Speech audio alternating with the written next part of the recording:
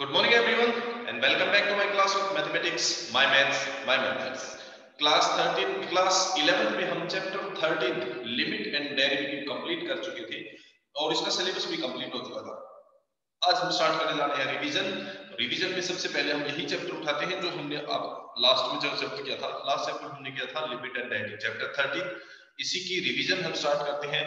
तो इसकी miscellaneous exercise लेते हैं हम, क्योंकि मिसलेनियस एक्सरसाइज में अप्रोक्स हर टाइप के क्वेश्चंस कवर हो जाते हैं, तो फर्स्ट पूरे चैप्टर का रिवीजन हो जाता है। स्टार्ट करते हैं चैप्टर 13 की मिसलेनियस एक्सरसाइज। इसका क्वेश्चन नंबर फर्स्ट, और इसमें से मैं एक क्वेश्चन उठाया था। क्वेश्चन है find the derivative of the following function from first principle method. तो फर्स्ट प्रिंसिपल मेथड के लिए हम क्वेश्चन उठाते हैं। इसका फोर्थ पार्ट एक्सरसाइज मिसलेनियस से क्वेश्चन फर्स्ट का फोर्थ पार्ट हम उठाते हैं। Find the derivative from first principle. So let the function f(x) is equals to cos of x minus pi by 8. Cos of x minus pi by 8. इसका हमें derivative निकालना first principle से। इससे पहले इसका सेकंड पार्ट में थोड़ा सा हिंट बताया था। माइनस ऑफ x पावर -1 है, this is the function. Second part में है ये, थोड़ा सा हिंट बताया था इसका। Function f(x) is minus of x power -1. Power minus है, we can write it as 1 upon x और नेगेटिव ये फंक्शन लिख सकते हैं। और इसमें f of x plus h क्या बनेगा? That will be minus of 1 upon x plus h। और फिर आप फर्स्ट प्रिंसिपल मेथड उसमें यूज कर पाएंगे। थोड़ा सा इसको इजी वे में लिखना था, बाकी इजी है, सिंपल है, हो जाएगा। अभी हम करते हैं हमारे इस क्वेश्चन को, find the derivative from first principle. So the function f(x) is given, then we can write f of x plus h, that is cos of x plus h minus pi by 8. So from first principle, derivative of the function f dash x, we know that f dash x is equals to limit h tending to 0 f of x plus h minus f of x divided by h. This is the method to find the derivative from first principle. So limit h tending to 0 f of x plus h, this is f of x plus h, cos of x plus h minus pi by 8 and minus fx is cos of x minus pi by 8 and this is divided by h, this is h. So it is limit h tending to 0. Now we will use here cos c minus cos d. Cos c minus cos d. It is 2 sin c plus d by 2. This is c and this is d. So c, this is c, and plus d, this is the d. X minus pi by 8 upon 2. c plus d by 2 into sin d minus c होता है, हम minus common निकाल तो c minus d बन जाएगा, into sin of c minus d. This is c, angle c, and minus d, this is angle d, तो minus x और plus pi by 8 बनेगा, divided by 2 and whole term is divided by h.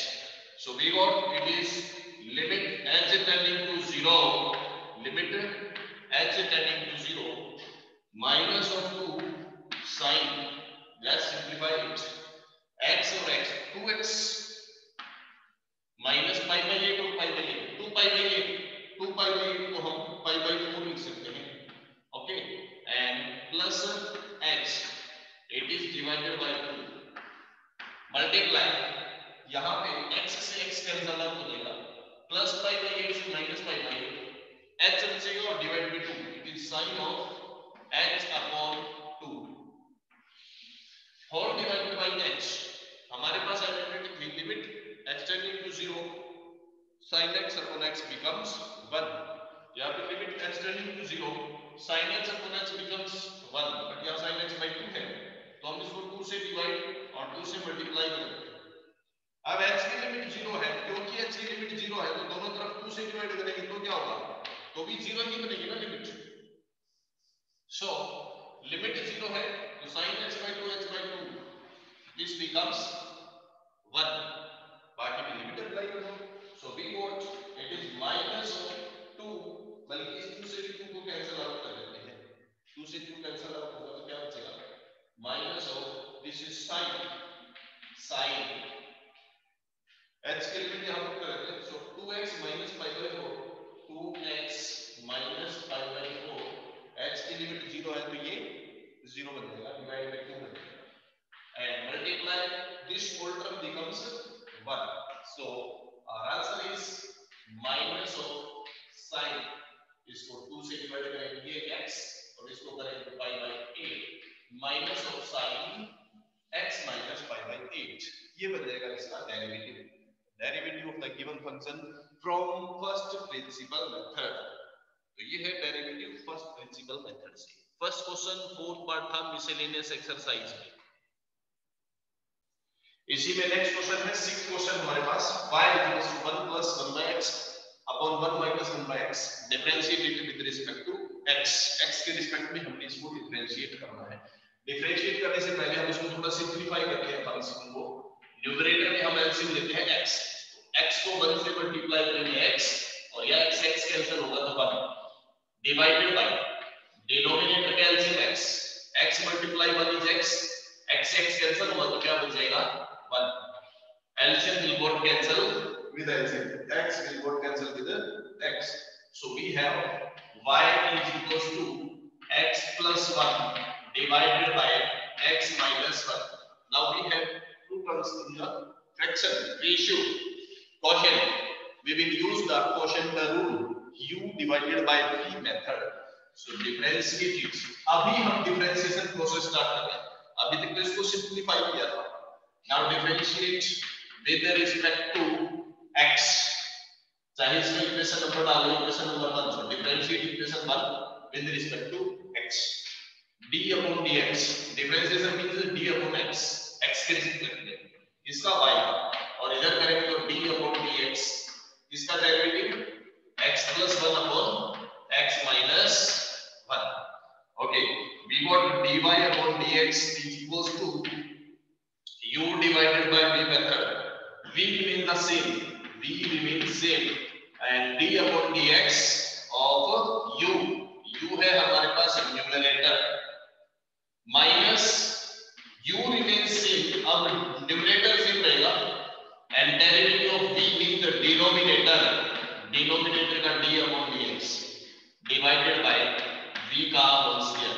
अब derivative से उसी का होगा जिसके साथ d upon dx है, d upon dx है इसके साथ, एक इसका डेरिवेटिव और एक इसका, बाकी से so it is x minus 1 into, इसमें डेरिवेटिव करते हैं x plus 1 प्लस या माइनस जब बीच में होता है तो वो डिफरेंट टर्म्स बन जाते हैं। ये दो टर्म्स हैं, पहली टर्म का डेरिवेटिव x का डेरिवेटिव 1 और दूसरी टर्म 1 का डेरिवेटिव, क्योंकि यहाँ पे दूसरी टर्म में x है ही नहीं है तो डेरिवेटिव 0 होगा, वेरिएबल ही नहीं है ना, और वेरिएबल ही नहीं जिसके रिस्पेक्ट में डेरिवेटिव करना है वही चीज नहीं है तो 0 हो जाएगा। So we got 1 plus 0. Similarly यहाँ पे x plus 1 as it is derivative, x का डेरिवेटिव 1 और 1 कांस्टेंट का डेरिवेटिव 0, x ही नहीं है तो 0, so we got it is x minus 1 whole square. So our final answer dy upon dx is ये x minus 1, dy upon dx is equals to, this is x minus 1 and minus of x plus 1, so minus x minus 1 upon x minus 1 whole square. So we got it is minus 2 upon x minus 1 whole square. Yeah. So this is the answer for the question number 6. So next question 9. Let the function is y is equals to px square plus qx plus r upon ax plus b. Differentiate it with respect to x. So differentiating with respect to x के respect में differentiation start करते हैं। So left hand side is d upon dx of y equals to right hand side quotient में है दो function u divided by v गुण लगेगा, तो मैं डायरेक्ट करता हूं u upon v से, क्या लगेगा v same, v remain the same, ये होगा and डेरिवेटिव ऑफ u, मैं इसका डायरेक्ट कर रहा हूं, वैसे तो आप dx लिख के और नेक्स्ट टाइम क्या करोगे ऐसे px square plus qx plus r minus u remain the same px square plus qx plus r u same रहेगा and derivative of b upon dx of ax plus b and divided by b whole square means ax plus b whole square. Now we are starting the derivative process. ax plus b into यहाँ d upon dx है इसका होगा derivative px square x square है x square में derivative क्या होगा power आ गया है तो 2px पावर में से एक सब्ट्रैक्ट होगा 2 पावर 3 1 पावर बचेगा plus q into x x का डेरिवेटिव 1 होता है q into 1 q बचेगा प्लस r का डेरिवेटिव क्योंकि यहाँ पे वेरिएबल नहीं है x r क्या है कांस्टेंट है कांस्टेंट का डेरिवेटिव 0 तो इतना ही बच जाएगा minus px square plus qx plus r into derivative of ax plus b a into x का डेरिवेटिव तो a into 1 a plus b अकेला कांस्टेंट है वेरिएबल है ही x है ही तो डेरिवेटिव क्या होगा 0 तो इसका डेरिवेटिव 0 है तो ये इतना denominator is same it is ax plus b whole square. Now you can multiply them. It is 2abx square plus aqx plus 2bbx and plus bq. This is minus px square a minus apx square minus aqx and minus ar and this whole is divided by ax plus b whole square.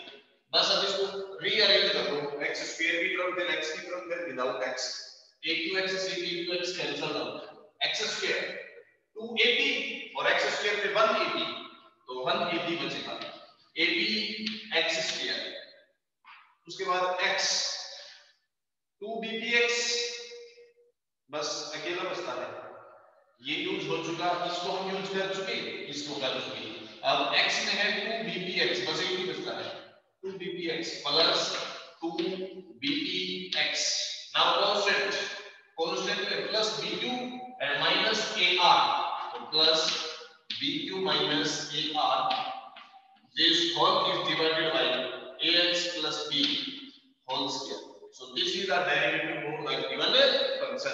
Question number 9. Next question is question number 10.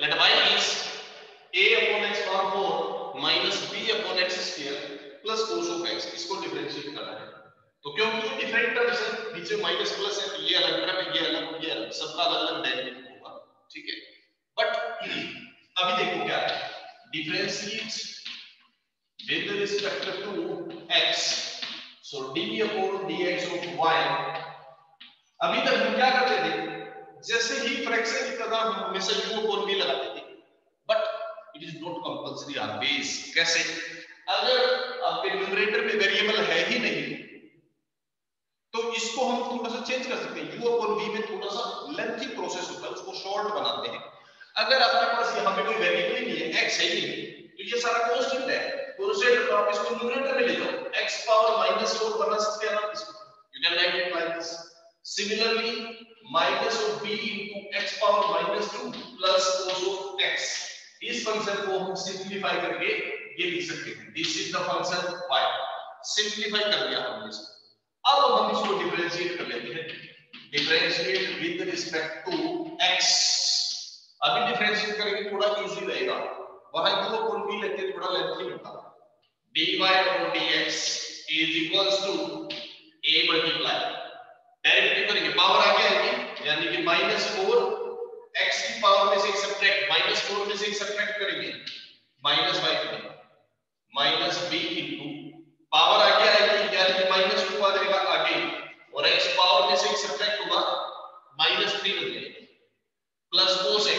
cos x का derivative direct आप लोगों को बताया है chapter में, sin का derivative plus cos और cos का डेरिवेटिव माइनस sin होता है, so it's derivative is minus of sin x, बस हो गया derivative, it is minus 4a, power minus है तो आप इसको डिवाइड में कर सकते हैं, minus minus plus 2b upon x cube and minus of sin x, this is the derivative complete.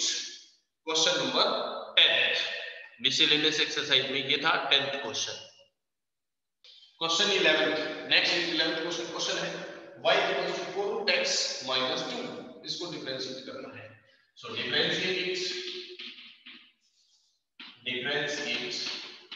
with respect to x, root x का आप डायरेक्ट याद रख सकते हैं, रूट x का डेरिवेटिव 1/2 रूट x है, अदरवाइज एक स्टेप होगा बस और कुछ नहीं, सिंपलीफिकेशन, और इनटू रूट को आप x पावर हाफ ऐसे लिख सकते हैं minus 2, now differentiate dy upon dx is equal to 4, derivative करेंगे पावर डिवाइड आगे आ जाएगा 1/2 आगे आ जाएगा 1/2 और पावर में से 1 माइनस होगा, 1/2 में से 1 माइनस होगा, माइनस 1/2 यानी कि माइनस हाफ बचेगा, और यहाँ पे वेरिएबल कोई है ही नहीं, सिर्फ -2 है, कांस्टेंट है और कांस्टेंट का डेरिवेटिव 0, सो वी गॉट ये 4 से 2 cancel, it is 2x power minus half, और माइनस हाफ है तो इसको डिवाइड में रूट लिखा जा सकता है, this is the derivative of the given function, ठीक है। तो आप यहां से एक चीज सीखते हैं, रूट x का डेरिवेटिव आप डायरेक्ट याद रख सकते हैं, 1/2 रूट x होता है, derivative of root x, derivative of root x जो है वो होता है 1/2 रूट x, आप डायरेक्ट याद रखें क्योंकि कई बार यूज होगा ये, हर जगह पे आप ऐसे चीज करोगे तो थोड़ा लेंथी प्रोसीजर होता है, अगर किसी लेंथी क्वेश्चन में 5 मार्क्स के क्वेश्चन में कहीं पे इसका यूज होता है, बीच में मान लो छोटा सा यूज आ जाता है, तो आप उसको सोल्व करके दिखाने की जरूरत नहीं, सीधा ये लिख सकते हैं रूट x का derivative 1/2 root x, okay. So next is question number 30, y is equals to let y equals to ax plus b power n into cx plus d power n, we have to differentiate it, so let us start the differentiation, differentiate with respect to x, d upon dx of y, when we have two different functions of x in multiplication we will use the product rule, u multiply b, u remains the same, ax plus b power n, derivative of v यानी cx plus d power n, इसका derivative करेंगे plus second time this remain the same and derivative of the first function which is ax plus b, ax plus b power n, इसको differentiate करेंगे, so we have it is ax plus b power n, इसका derivative करेंगे,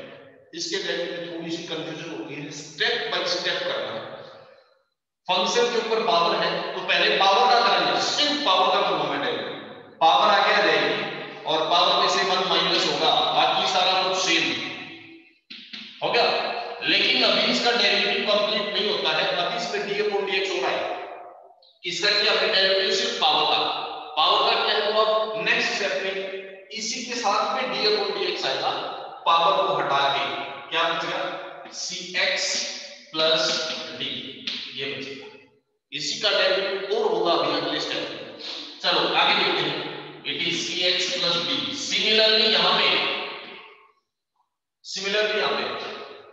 function के ऊपर power आके पहले मैं पूरे सिर्फ पावर का डेरिवेटिव करता हूं, पावर को आगे लेते हैं n ax plus b, इसकी पावर में से subtract n minus 1 multiply with d upon dx, power को छोड़ के जो बच गया, पावर को छोड़ के क्या बचता है ax plus b, अभी इसी का डेरिवेटिव और होगा ax plus b, ठीक है।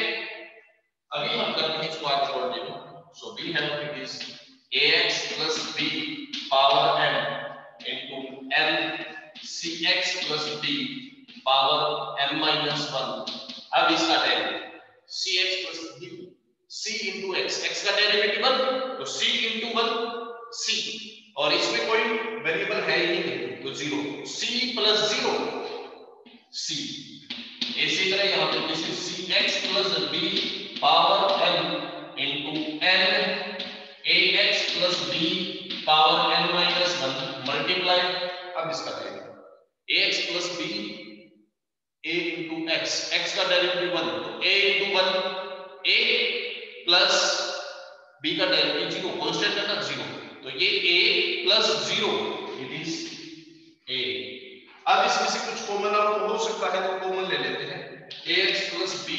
इसकी कितनी पावर कॉमन आएगी, यहाँ पे पावर है n और यहाँ पे पावर है n माइनस 1 तो मैं n माइनस 1 पावर कॉमन निकालूंगा और कुछ कॉमन आता है cx प्लस b, इसकी भी पावर कॉमन आउट करते हैं। इसमें n माइनस 1 पावर, यहाँ पे n माइनस 1 पावर कॉमन, अंदर क्या बचेगा ax प्लस b की n पावर थी, n माइनस 1 निकली 1 पावर बचेगी, ax प्लस b की पावर 1 बचेगी, m बचा है हमारे पास m, c बचा है हमारे पास c और ये कंप्लीट कॉमन निकल चुका है। यहाँ पे ये कंप्लीट कॉमन हो गया है, क्या बचेगा n इंटू a और इसकी m पावर की m माइनस 1 निकली है 1 पावर इसकी बचती है so it is cx plus d। ये आपका आंसर बच जाता है। इसमें और सिंपलीफाई करो तो और कर सकते हो, बस इसकी मल्टीप्लाई करो और कुछ नहीं होगा।